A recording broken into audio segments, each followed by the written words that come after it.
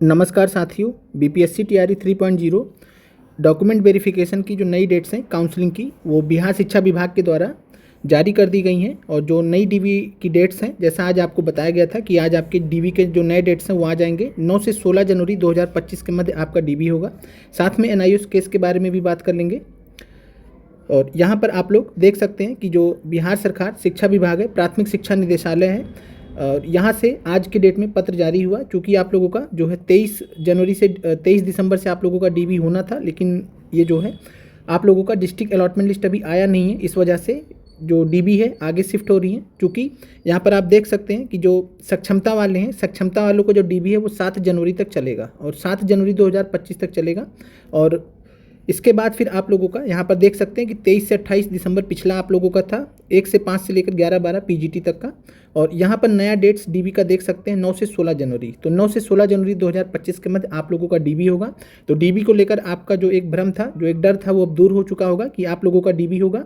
और NIOS case के बारे में बात कर लेते हैं। तो आज एनआईओएस केस का जो ऑर्डर है वो आ चुका है।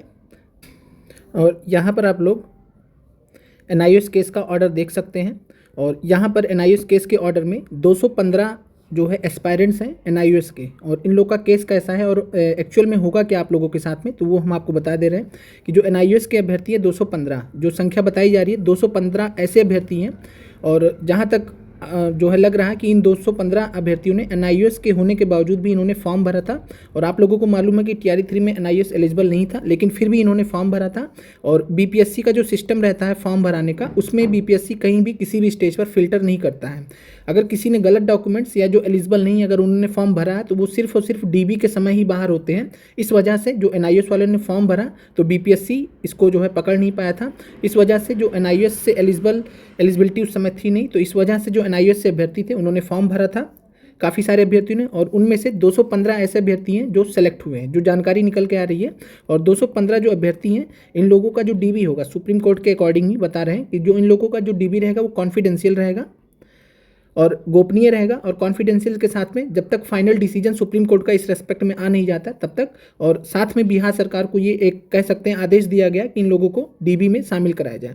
अगर इन 215 में अभ्यर्थियों में से जो कि एनआईओएस के कहे जा रहे हैं, अगर एनआईओएस के ये अभ्यर्थी हैं और इन्होंने अगर फॉर्म भरा होगा, रिजल्ट में इनका नाम आया होगा, तो ही इनको जो है डीबी में कंसीडर किया जाएगा, अदर कोई चांस नहीं है।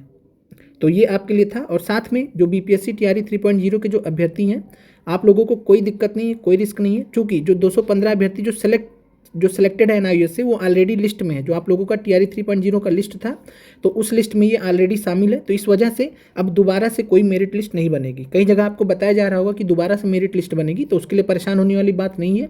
ऑलरेडी जो आप लोगों का लिस्ट आया था उसमें एनआईओएस वाले ही सिलेक्टेड हैं, जो भी 215 अभ्यर्थी यहाँ पर बताए जा रहे हैं। तो इसलिए परेशान होने वाली बात नहीं है। जिन लोगों का लिस्ट में नाम आ चुका है, जो एनआईओएस से नहीं है, रेगुलर मोड से हैं, तो आप लोगों को घबराने परेशान होने की कोई ज़रूरत नहीं है। 9 से 16 जनवरी के बीच में आप लोगों का डीबी होगा। और साथ में जो है मंडे ऑनवर्ड्स, सोमवार से ध्यान रखिएगा, सोमवार से जो है डिस्ट्रिक्ट अलॉटमेंट के लिए बीपीएससी पर दबाव बनाने के लिए आप सभी को साथ में हमारे लगना होगा। कैसे लगना है वो आपको टेलीग्राम के माध्यम से सूचित कर दिया जाएगा। तो आप लोग टेलीग्राम लिंक को जरूर ज्वाइन कर लीजिएगा, हमारे जो सिलेक्टेड अभ्यर्थियों के लिए बनाया गया है, जिसमें 1000+ अभ्यर्थी इस समय जुड़े हुए हैं। और आप लोग अगर अभी तक नहीं जुड़े हैं, बीपीएससी में सिलेक्टेड हैं और रिजल्ट के साथ में अब डीबी का इंतजार कर रहे हैं, तो आप लोग जरूर जुड़िए। और आप लोगों के सहयोग से अगर इन केस कोई प्रॉब्लम आती, कुछ भी आता, तो साथ में मिलकर डील करेंगे। मिलते हैं आप सभी लोगों से अगले वीडियो में। आप लोगों का देखने के लिए धन्यवाद।